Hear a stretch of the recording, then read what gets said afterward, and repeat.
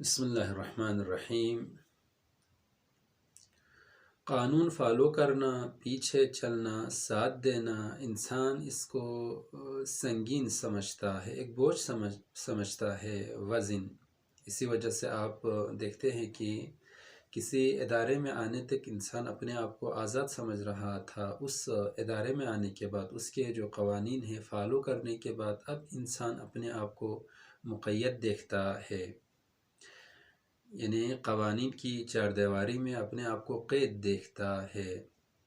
اسی طرح سے بچے اپنے لیے احساس کرتے ہیں کہ بوجھ ہے، یعنی والدین کی باتیں، والدین کے دستور، ان کی باتوں پر عمل کرنا، وہ احساس سنگینی کرتے ہیں۔ اسی طرح سے اسٹوڈنٹس، اساتذہ جو ہوم ورک دیتے ہیں، جو قوانین اساتذہ کی طرف سے پاس ہو کر بچوں کو دیے جاتے ہیں، بچے ان قوانین کو، ہوم ورک کو، تکالیف کو باعث قید، باعث زحمت سمجھتے ہیں۔ اسی طرح سے چھوٹے جو افراد ہوتے ہیں بڑے افراد کی سننے کے لیے تیار نہیں ہوتے ہیں، اور بعض اوقات ہمارے گھروں میں، محلے میں ایسا ہوتا ہے کہ جب بچے والدین کو، خصوصاً والد کو جب دیکھتے ہیں، جب اسٹوڈنٹ، اساتذہ، ٹیچرز حضرات کو جب دیکھتے ہیں تو ان کے ذہن میں یہ تصور آتا ہے کہ اب یہ دوبارہ قانون بتائے گا، اب یہ دوبارہ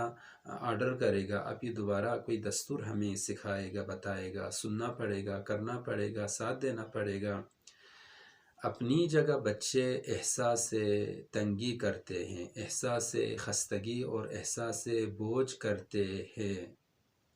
آزاد رہنا چاہتا ہے، قانون کی چار دیواری میں، دستورات اور فرامین کی چار دیواری میں داخل ہونا نہیں چاہتا ہے۔ اسی طرح سے دین کو ہم لوگ دین کے قوانین کو ایک جیل سمجھتے ہیں۔ اس چار دیواری کے اندر ہم اپنے آپ کو مقید سمجھتے ہیں، اپنے لیے دین کو اور دین کے دستورات کو ہم بوجھ اور وزن سمجھتے ہیں، اس کو اٹھانے کے لیے ہم تیار نہیں ہوتے ہیں۔ تو ایسے میں اس طرح کے جو افراد ہیں، خدا ان کی نگاہ میں بوجھ ہے، دین بوجھ ہے، پیغمبر بوجھ ہے، ائمہ علیہ السلام بوجھ ہے، یعنی ساتھ دینے کے لیے تیار نہیں ہوتے ہیں، نہیں رہتے ہیں، چونکہ انسان آزاد رہنا چاہتا ہے اپنے حساب سے۔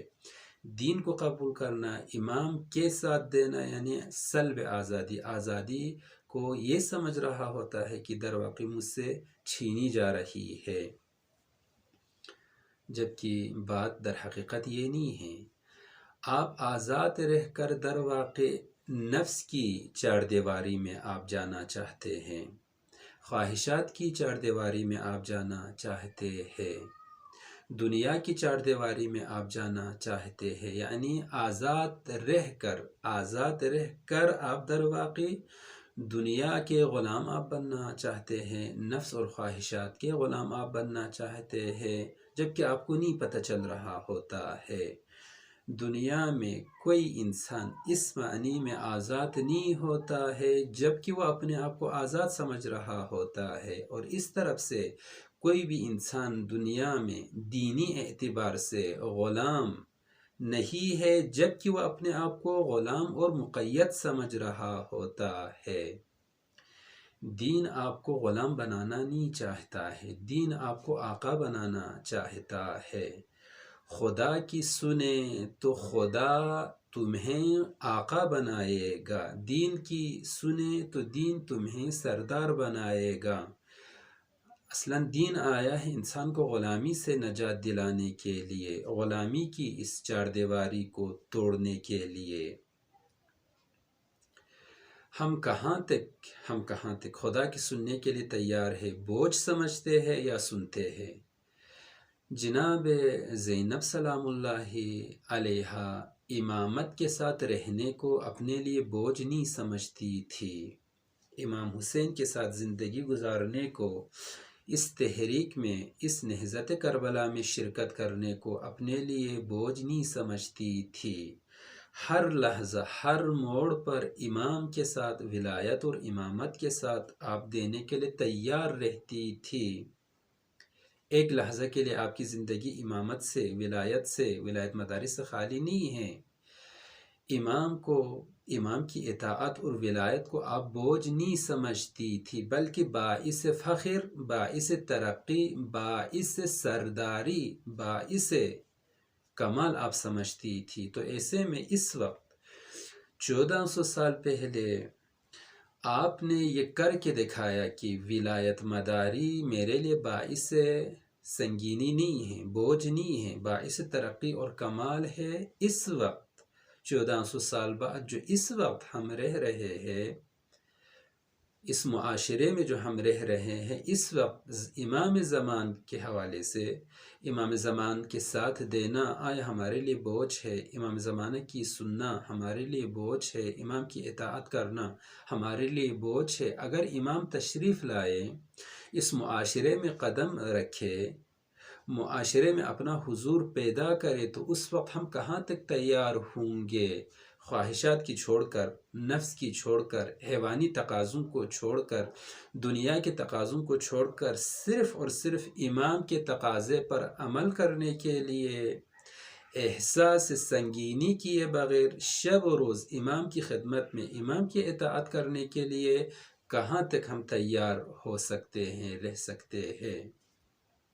کہاں تک ہم نے اپنے آپ کو تیار کیا ہوا ہے؟ اگر امام آئے تو کیا حضور امام، وجود امام، ظہور امام ہمارے لیے بوجھ ہے، وزن ہے، سنگین ہے، یا ہم احساس سنگینی نہیں کریں گے؟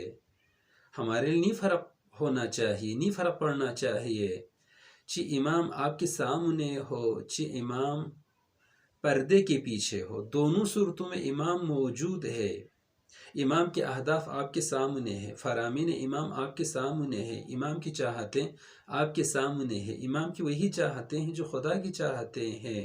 خدا آپ سے کیا چاہتا ہے؟ امام آپ سے کیا چاہتے ہیں؟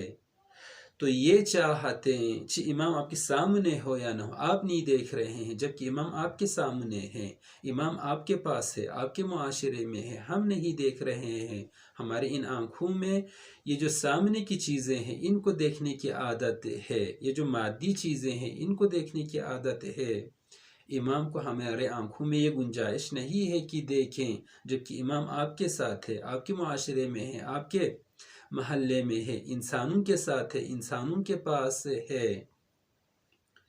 تو کہاں تک امام کو آپ برداشت کر سکتے ہیں؟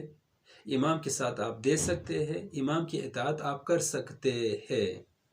ہم نے اپنے آپ کو کہاں تک تیار رکھا ہوا ہے کہ امام کے ساتھ دے دیں، کہ امام کی بات ہمیں سنگین نہ لگے، کہ امام کی اطاعت ہمارے لیے باعث پریشان اور پریشان کن نہ بنے؟